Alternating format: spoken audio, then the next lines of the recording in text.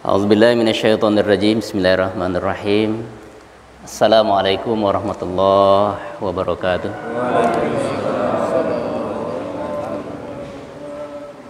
Alhamdulillah allazi nahmaduhu wa nasta'inuhu wa nastaghfiruh wa na'udzubillahi min sururi anfusina wa min sayyiati a'malina. May yahdihillahu fala mudhillalah wa may yudhlil fala hadiyalah. Asyhadu an la ilaha illallah wahdahu la syarikalah wa asyhadu anna Muhammadan abduhu wa rasuluhu la nabiyya ba'da. Qala Allah ta'ala fi kitabil karim, a'udzu billahi minasyaitonir rajim. Bismillahirrahmanirrahim. Ya ayyuhalladzina amanu taqullaha wa qulu qawlan sadida yuslih lakum a'malakum wa yaghfir lakum wa may yuti'illaha wa rasulahu faqad faza fawzan azima. Summa faqala Rasulullah sallallahu alaihi wasallam, ittaqillaha haitsuma kunta wa atbi'is sayyi'ata hasanata tamhuha wa khaliqin nasi bi khuluqin hasanin. Sadaqallahul azim wa sadaqallahu rasulul karim. Bapak-bapak, ibu-ibu, saudara-saudariku sekalian rahmat Allah Subhanahu wa taala, alhamdulillah Allah masih sangat sayang kepada kita semua. Pada pagi hari yang cerah ini Allah masih membangunkan kita dalam keadaan sehat, dalam keadaan kuat, dan diberikannya kesempatan untuk bisa sama-sama hadir di masjid yang mulia ini. Allah bangunkan kita dalam kondisi tersadar bahwa kita adalah hamba Allah Subhanahu wa taala yang harus mengabdi kepadanya, bersyukur dan berterima kasih kepada Allah Subhanahu wa taala. Sangat luar biasa pada pagi hari ini Allah Subhanahu wa taala membimbing kita. Setelah pagi tadi atau ketika bangun tidur tadi, sebagian kita insya Allah ada yang sempat untuk melaksanakan sholat tahajud, ada yang juga sempat melantunkan beberapa ayat suci Al-Quran, dan itu merupakan anugerah yang Allah Subhanahu wa taala pilihkan kepada orang-orang tertentu yang diberikan hidayah kepada mereka. Setelah itu kita pun dibimbingnya untuk memiliki niat, memiliki azam, memiliki tekad untuk melaksanakan sholat subuh. Yang lebih dahsyat lagi, kita diberikan niat dan azam oleh Allah Subhanahu wa taala untuk melaksanakan subuh itu secara berjamaah. Lebih daripada itu lagi, Allah Subhanahu wa taala memberikan azam, memberikan tekad kepada kita semua agar sholat subuh yang kita laksanakan secara berjamaah tersebut kita lakukan di masjid Allah Subhanahu wa taala. Berlipat-lipat ganda kasih sayang Allah Subhanahu wa taala diberikan kepada kita, sehingga kualitas daripada ibadah subuh kita pada hari ini insyaallah jauh lebih baik dibandingkan dengan tidak dilaksanakan di masjid, tidak dilaksanakan secara berjamaah walaupun sama-sama melaksanakan sholat subuh. Maka anugerah Allah Subhanahu wa taala yang sangat besar ini patut kemudian untuk kita syukuri. Kita ingat akan nikmat tersebut sehingga kita akan menjadi orang-orang yang selalu merasakan nikmat Allah Subhanahu wa taala. Lebih daripada itu, setelah sholat subuh berjamaah di masjid ini, kemudian kita dikumpulkan dalam satu majelis. Dan majelis ini insya Allah dikategorikan sebagai majelis zikir, majelis Quran, dan majelis ilmu, di mana Rasulullah SAW mengabarkan kepada kita semua bahwa ketika ada satu majelis yang di situ dibacakan ayat Allah, di situ disebut nama Allah, di situ ada peristiwa talabul ilmi, maka Allah Subhanahu wa taala mengutus para malaikatnya untuk hadir di majelis-majelis tersebut. Malaikat-malaikat itu disuruh oleh Allah Subhanahu wa taala untuk mengaminkan doa orang-orang yang berada dalam majelis tersebut. Kemudian yang kedua, Allah Subhanahu wa taala menyuruh mereka agar para malaikat itu juga ikut mendoakan orang-orang yang berada dalam majelis tersebut, sehingga kualitas derajat mereka itu semakin tinggi di hadapan Allah Subhanahu wa taala. Maka peristiwa-peristiwa dalam kehidupan kita ini, kalau kita mencoba untuk merelevansikannya dengan peristiwa-peristiwa yang dianjurkan oleh Rasulullah SAW, maka insya Allah dalam waktu ini kita berada dalam waktu yang terbaik, di tempat yang terbaik, dalam aktivitas yang terbaik, mengikuti sunnah-sunnahnya Rasulullah SAW. Oleh karena itu, mari kita sampaikan salawat dan salam kepada beliau, Allahumma salli ala Muhammad wa ala ali Sayyidina Muhammad. Dengan berkat ajaran beliau, risalah beliau, contoh dari beliau, sehingga kita semuanya insya Allah mendapatkan jalan yang begitu terang dalam menjalani kehidupan di dunia ini. Hidup yang singkat, hidup yang fana, hidup yang hanya sementara, yang singkat, fana, dan sementara ini akan sangat menentukan kehidupan kita di hari kiamat, yaitu hari berbangkit, hari yang dimana tidak akan ada akhirnya, atau yang kita sebut dengan yaumul akhir. Nah, oleh karena itu sangat merugi kalau kemudian kita di masa yang singkat ini tidak bisa mempersiapkan diri kita untuk kehidupan di yang kekal itu, atau di yaumil akhir itu. Bapak dan Ibu sekalian rahmati Allah Subhanahu wa taala, dalam kesempatan subuh singkat pada siang hari ini, insyaallah kita saling bertausiah, saling mengingatkan, di mana Allah Subhanahu wa taala menyebutkan dalam Al-Qur'an, ya ayyuhalladzina amanu taqullaha wa qulu qawlan sadida. Wahai orang-orang yang beriman, bertakwalah kepada Allah dan senantiasa selalulah kamu perbaiki kaulmu atau kata-katamu, perbaiki ucapanmu, perbaiki lisanmu.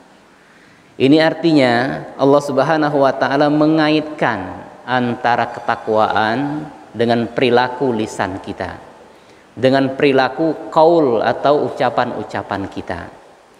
Bahkan ucapan atau perkataan ini itu bisa menjadikan seseorang itu sangat baik di hadapan Allah Subhanahu wa taala.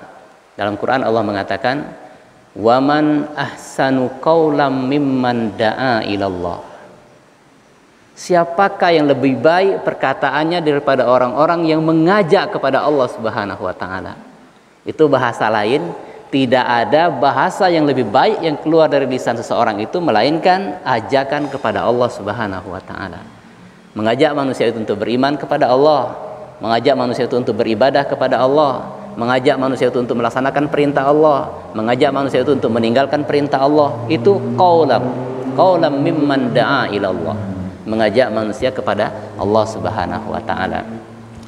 Nah, sehingga ketakwaan yang diikuti dengan lisan yang ahsan tadi, lisan yang baik tadi, maka itu juga akan meningkatkan kualitas seseorang di hadapan Allah Subhanahu wa taala.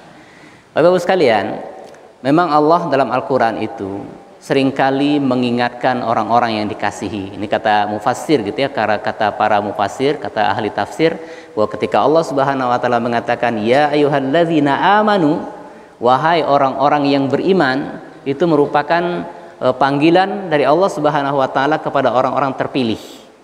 Orang-orang yang memang dipilihnya, dipilih tersebut dengan landasan kasih sayang Allah Subhanahu wa taala kepada mereka. Nah, mereka inilah berulang-ulang kali dalam Al-Qur'an banyak ayat yang menyambung kalimat ya ayyuhalladzina amanu tadi dengan ittaqullah. Ya ayyuhalladzina amanu taqullaha wal tanzur nafsum ma qaddamat lighad. Ya ayyuhalladzina amanu taqullaha haqqa tuqatih. Termasuk yang tadi ya ayyuhalladzina amanu taqullaha qaulan sadida. Ini menunjukkan bahwa Allah Subhanahu wa taala jangan sampai orang-orang yang Allah cintai, Allah kasihi, yang telah beriman kepada Allah itu lalu kemudian mereka lepas dari keimanannya. Maka keimanan tersebut harus diikat, dan ikatan tersebut adalah ketakwaan kepada Allah Subhanahu wa taala. Bapak sekalian rahmati Allah Subhanahu wa taala, oleh karena itulah dalam hadis yang saya bacakan tadi ya, bahwa Rasulullah sallallahu alaihi wasallam mengatakan begini. Ya ittaqillah, bertakwalah kepada Allah. Haitsuma kunta, di mana saja kamu berada. Ya, ittaqillaha haitsuma kunta. Bertakwalah kalian di mana saja kalian berada. Ini merupakan lanjutan dari apa yang Allah Subhanahu wa taala sebutkan dalam Quran, beberapa ayat yang kita bacakan tadi.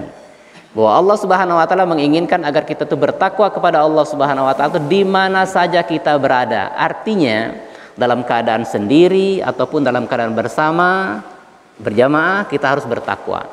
dalam keadaan sakit maupun dalam keadaan sehat, tetap dalam keadaan bertakwa. Dalam keadaan penuh kekurangan, kemiskinan maupun dalam keadaan kekayaan, penuh dengan kelebihan-kelebihan, kita tetap bertakwa kepada Allah Subhanahu wa taala. Dalam keadaan sedih, dalam keadaan gembira, riang, kita pun tetap bertakwa kepada Allah Subhanahu wa taala. Masa kecil, masa remaja, masa tua, sampai usia uzur pun kita tetap bertakwa kepada Allah Subhanahu wa taala. Ini ittaqillaha haitsuma kunta. Ya, kita berada dalam masjid, kita bertakwa, kita berada di rumah, kita bertakwa, kita berada di pasar, kita bertakwa, kita berada di ladang, kita ada bertakwa, dimanapun kita berada, di bumi, di laut, di udara, di di rumah kita, di tempat lain, di negeri lain, di tanah lain, kita tetap bertakwa kepada Allah Subhanahu wa taala. Nah, saudara sekalian rahmati Allah Subhanahu wa taala, karena ketakwaan itulah sesungguhnya yang akan menyelamatkan kita. Karena ketakwaan itulah yang kemudian akan menjadikan kita orang-orang yang mulia di hadapan Allah Subhanahu wa taala. Inna akramakum indallahi atqakum. Sesungguhnya orang-orang yang mulia di sisiku, kata Allah Subhanahu wa taala, adalah orang-orang yang bertakwa di antara kalian. Artinya ketakwaan itu menentukan kualitas kita di hadapan Allah Subhanahu wa taala. Kita yakin dengan berbagai macam ciri dan sifat orang-orang yang bertakwa yang disebutkan dalam Al-Quran, bahwa kita adalah bagian daripada mereka. Tinggal lagi kualitas dan tingkat ketakwaan kita yang mungkin akan berbeda-beda. Makanya tadi dikatakan yang paling mulia di hadapan Allah itu adalah yang paling bertakwa di antara kalian. Maka sekian banyak orang yang bertakwa, siapa di antara kita yang paling mulia di hadapan Allah adalah yang paling tinggi kualitas ketakwaannya kepada Allah Subhanahu wa taala. Nah, Bapak Ibu sekalian rahmati Allah Subhanahu wa taala, wa tazawwadu fa inna khairaz zadi taqwa, bahwa Allah mengatakan bahwa berbekalah kalian dan sebaik-baiknya bekal adalah bekal ketakwaan. Itu merupakan suatu pemberitahuan dari Allah bahwa bekal selain bekal takwa itu tidak ada gunanya kalau tidak digunakan dalam rangka meningkatkan ketakwaan kita kepada Allah Subhanahu wa taala. Bekal keluarga besar, anak, istri, famili, saudara dan sebagainya, itu tidak membantu. Bekal harta benda yang kita kumpulkan, yang kita banggakan, yang kita gunakan, itu tidak membantu kita dalam rangka mendekatkan diri kepada Allah Subhanahu wa taala. Jabatan yang kita punya di tingkat rumah, tingkat RT, tingkat kecamatan, bahkan lebih tingkat itu lagi, itu juga tidak akan membantu kita dalam memposisikan diri kita di hadapan Allah Subhanahu wa taala. Yang akan menentukan posisi kita itu adalah ketakwaan kita kepada Allah Subhanahu wa taala.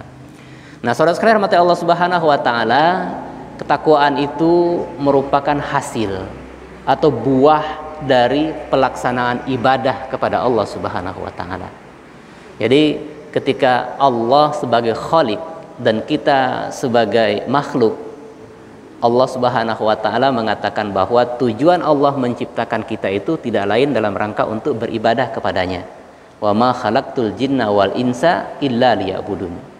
Jadi manusia diciptakan oleh Allah Subhanahu wa taala untuk beribadah. Ketika mereka melakukan ibadah itu, maka diharapkan buah daripada ibadah tersebut adalah ketakwaan kepada Allah Subhanahu wa taala. Mengapa harus takwa? Karena manusia itu punya misi. Misi manusia itu untuk menjadi khalifah di muka bumi ini. Kalau mereka tidak memiliki kualitas ketakwaan, maka mereka tidak akan mampu menjalankan misinya sebagai khalifah di muka bumi. Karena menjadi khalifah itu artinya memakmurkan, ya, memanfaatkan, lalu kemudian mengeksploitasi alam ini dalam rangka untuk pengabdian kepada Allah Subhanahu wa taala. Maka kalau orang tidak punya bekal ketakwaan, maka itu semuanya tidak akan menghantarkan seseorang itu untuk mengabdi kepada Allah Subhanahu wa taala. Maka saya katakan tadi bahwa takwa itu merupakan buah daripada ibadah. Yang jadi masalah adalah apakah ibadah-ibadah yang kita lakukan itu adalah ibadah-ibadah yang sudah berbuah ketakwaan. Ada beberapa prinsip ibadah sehingga dia bisa menjadi atau berbekal kepada ketakwaan. Prinsip pertama dalam ibadah tidak lain adalah dilandasi dengan iman. Kemudian yang kedua, landasannya adalah taslim, tunduk sepenuhnya kepada Allah Subhanahu wa taala. Dan yang ketiga, prinsipnya adalah kita harus melaksanakan ibadah itu dengan ihsan. Ya, ihsan. Ihsan itu artinya kita beribadah seakan-akan kita melihat Allah di hadapan kita. Kata Rasulullah, kalaupun kita tidak bisa melihat Allah di hadapan kita, kita yakin sepenuhnya bahwa Allah sedang melihat kita melaksanakan ibadah. Sehingga ibadah yang kita lakukan itu secara profesional, secara sebaik-baiknya. Itu dikatakan dengan ibadah yang ihsan. Tidak cukup sampai di situ. Ibadah yang kita lakukan itu harus dengan tawadu, dengan ketundukan. Kemudian dengan al-ikhlas, dengan ikhlas sepenuhnya karena Allah Subhanahu wa taala. Lalu berikutnya ibadah itu harus dilakukan dengan landasan mahabbah, cinta kepada Allah Subhanahu wa taala. Kata mahabbah itu dalam Quran banyak Bapak Ibu sekalian. Misalnya dalam surat Al-Baqarah 165 itu Allah Subhanahu wa taala mengatakan bahwa wa minan nas, ada di antara manusia itu yang menyembah Allah Subhanahu wa taala, juga menyembah selain Allah, dan mereka mencintainya sebagaimana mereka mencintai Allah Subhanahu wa taala.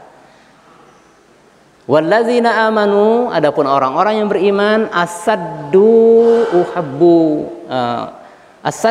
hubbalillah. Mereka itu sangat amat cintanya kepada Allah Subhanahu wa taala. Jadi diawali dengan sebagian manusia menyembah Allah itu, kemudian menyembah yang lain selain Allah Subhanahu wa taala sebagai tandingan-tandingan. Itu bahasa yang dalam surah Al-Baqarah 165 itu. Menyembah tandingan-tandingan selain Allah Subhanahu wa taala. Adapun orang-orang yang beriman amat sangat cintanya kepada Allah Subhanahu wa taala. Artinya ibadah tadi dilandasi dengan cinta kepada Allah Subhanahu wa taala. Indikator daripada cinta itu adalah kita merasa ingin selalu dekat dengan yang dicintai. Kita ingin selalu mendengarkan suara dari apa yang kita cintai. Kita ingin selalu memiliki apa yang kita cintai, atau kita selalu ingin berinteraksi dengan apa yang kita cintai. Dan itu sudah, bahasa cinta itu secara umum sudah kita miliki dan sudah kita alami. Cinta kita kepada istri kita, kepada anak kita, kepada keluarga kita. Kita ingin bersama dengan mereka, berdialog dengan mereka, berinteraksi dengan mereka, merindukan mereka, mengharapkan perjumpaan dengan mereka. Itu indikator cinta sesama manusia. Nah, kalau cinta kepada Allah sama seperti itu juga, bahwa kita mengharapkan perjumpaan dengan Allah Subhanahu wa taala. Kita rindu untuk mendengarkan kata-kata dari Allah Subhanahu wa taala, dan kata-kata itu ada dalam Al-Qur'anul Karim. Ya, maka membaca Al-Qur'an itu sesungguhnya kita sedang berdialog dengan Allah Subhanahu wa taala. Nah, dalam hal membaca Al-Quran ini, saya pernah membaca sebuah biografi seorang ulama salaf. Dia hidup di zaman at-tabi'in gitu ya, yang bertemu dengan para sahabat, yang kata-kata hikmahnya sangat luar biasa. Kalau kita buka Google gitu ya, ketik aja nama ulamanya, Fudail bin Iyad ya. Itu akan ditemui nanti, Fudail bin Iyad. Dia akan kita dapatkan kata-kata hikmah yang sangat luar biasa. Nah, di situ disebutkan dalam biografi beliau. Beliau ini disebut sebagai Abid al-Haramain, ya, ahli ibadah, seorang yang rajin beribadah di dua kota suci, yaitu Mekah dan Madinah. Beliau sendiri berasal dari Samarkand. Samarkand itu kalau sekarang berada di negeri Uzbekistan, di daerah Rusia gitu ya, pecahan Uni Soviet. Jaraknya sangat jauh gitu ya.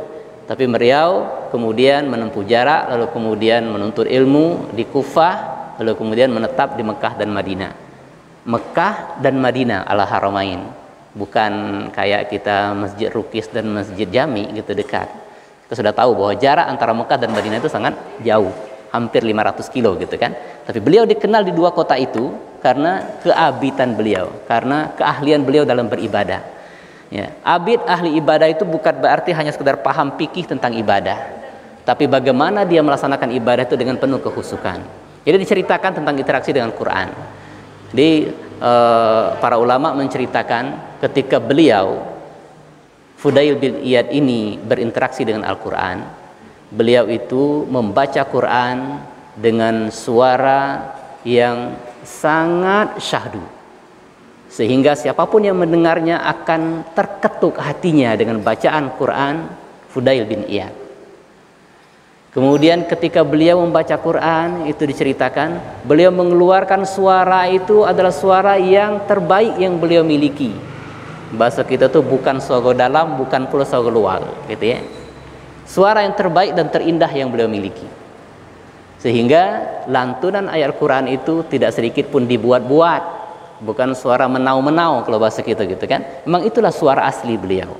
Dan memang ditakdirkan oleh Allah Subhanahu wa taala suara yang sangat luar biasa, bisa menyentuh hati setiap orang yang mendengarnya. Kemudian yang lebih penting lagi diceritakan, Fudail bin Iyad itu ketika beliau membaca Quran, dia seakan-akan sedang berdialog dengan seseorang.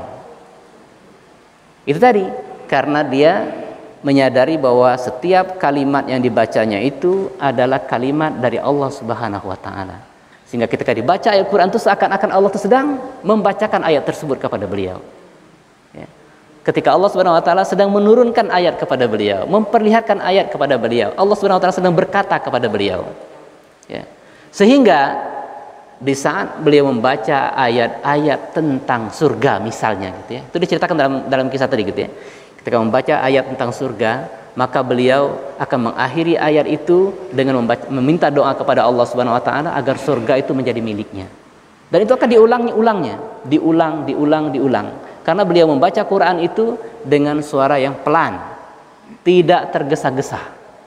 Diulangnya. Karena itu diresapi gitu kan, meresap. Ketika baca Quran terbayang oleh beliau gitu kan bahwa surga itu ada depan mata. Begitu nikmatnya dalam surga itu. Enggak, habis ayat dia berdoa kepada Allah Subhanahu wa taala agar surga itu menjadi miliknya. Diulangnya lagi, dia minta kepada Allah Subhanahu wa taala agar surga itu menjadi miliknya. Itu dia melakukan hal seperti itu. Demikian juga ketika nanti dia terbaca dengan ayat-ayat Allah Subhanahu wa taala yang berkaitan dengan azab, dengan neraka gitu. Dia baca pelan-pelan dan di akhir ayat itu dia berdoa kepada Allah Subhanahu wa taala. Ya Allah, hindarkan aku dari azab seperti ini. Ya Allah, jangankanlah aku dimasukkan ke dalam golongan orang-orang yang seperti ini. Itu kata para ulama menceritakan tentang biografi Fudail bin Iyad. Ya, seorang ulama yang sangat luar biasa. Nah, saudara saya menurut Allah SWT, maka salah satu evaluasi kita terhadap bacaan Quran ini, terus terang ya, kalau kita ini insya Allah sering baca Quran. Ada yang sehalaman, selembar, setengah juz sehari, bahkan ada yang 1 juz sehari. Tapi kadang-kadang yang harus kita evaluasi, apakah ketika kita baca Quran itu karena target kita? Ya, kadang-kadang kita karena target, lalu kemudian kita membaca Quran itu dengan tergesa-gesa, dengan cepat, dengan tanpa makna dan tanpa diresapi. Ya, karena kita ingin mengejar target. Pokoknya segini harus habis 1 juz misalnya gitu kan. Nah, mari kebiasaan tersebut tetap kita lestarikan, tetapi yang harus kita benahi adalah cara kita dan motivasi kita dalam membaca Al-Quran. Maka saya ceritakan tadi tentang Fudail bin Iyad, seorang ulama yang sangat luar biasa, bagaimana interaksinya dengan Al-Quran sehingga dia menjadi suatu hal yang berbekas dalam dirinya dan orang-orang yang mendengarnya. Saudara saya mata Allah Subhanahu wa taala, itu yang pertama dalam hadis tadi gitu ya, ittaqillaha haitsuma kunta.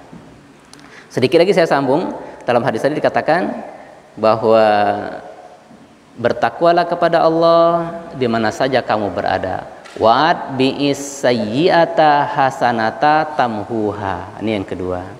Dan ikutilah perbuatan baik, perbuatan burukmu. Ikutilah perbuatan burukmu dengan perbuatan baik. Maka perbuatan baik itu akan menghapuskan keburukan-keburukanmu.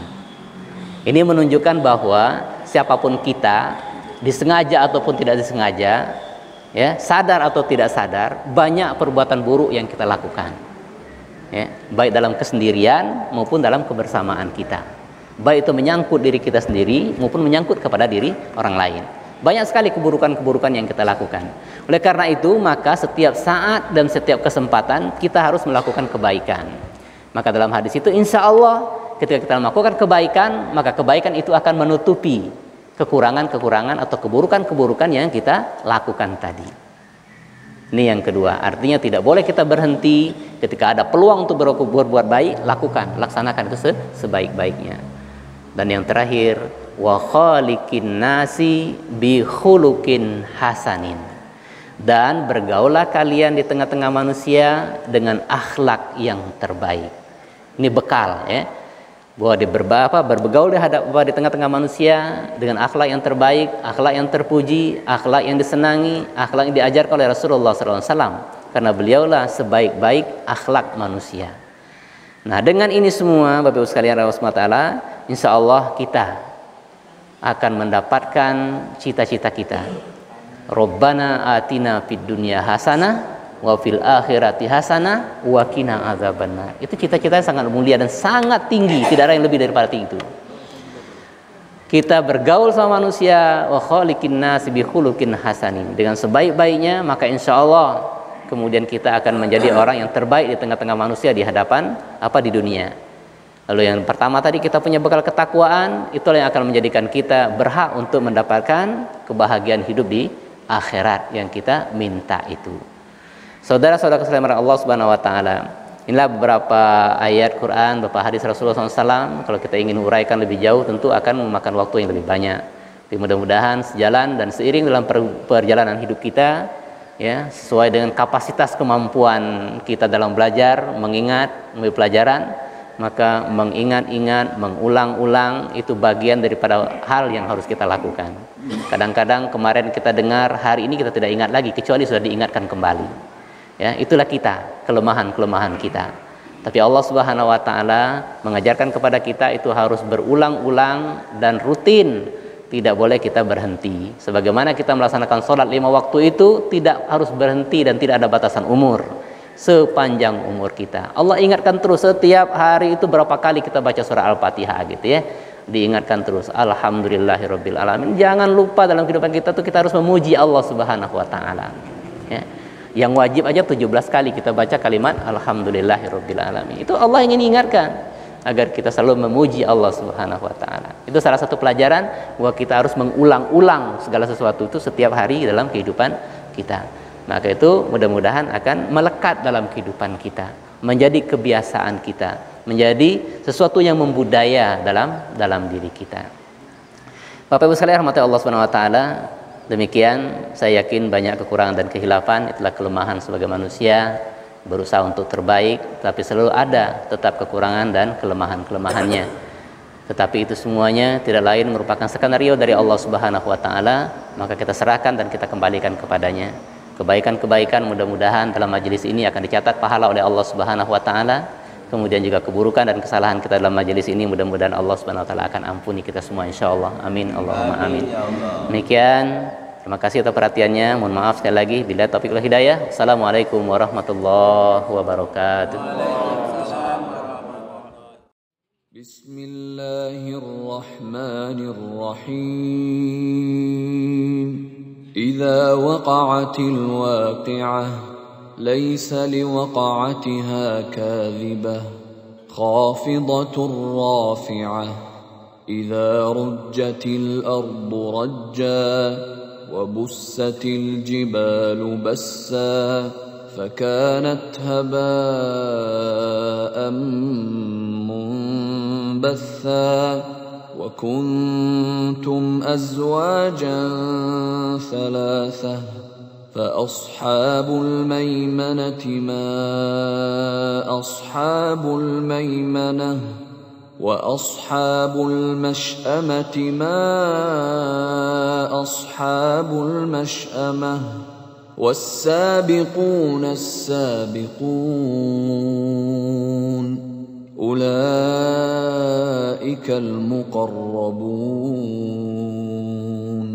في جنات النعيم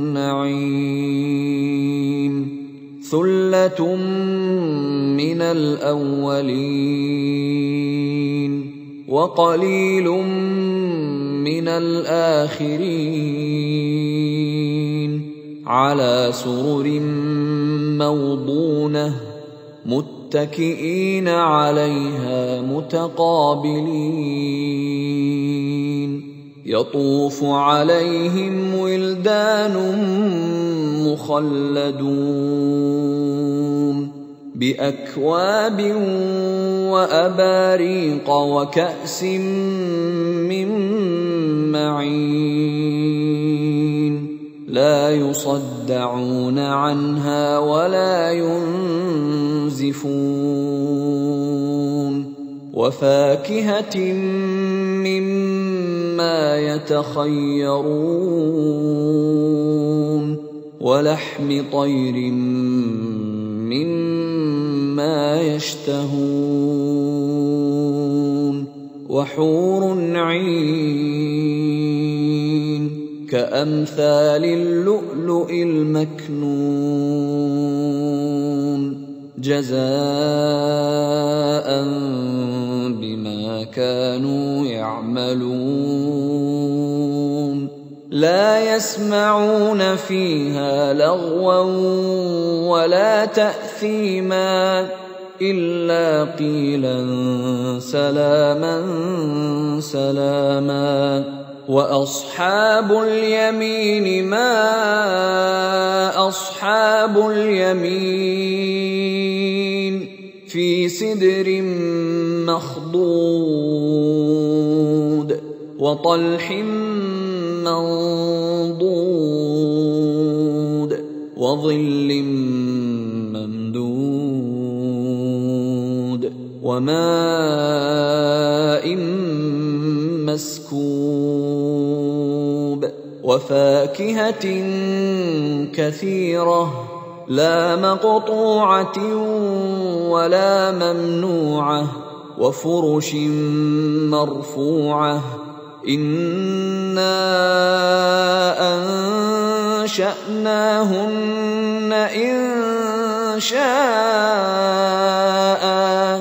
فجعلناهن أبكارا عربا أترابا لأصحاب اليمين ثلة من الأولين وثلة من الآخرين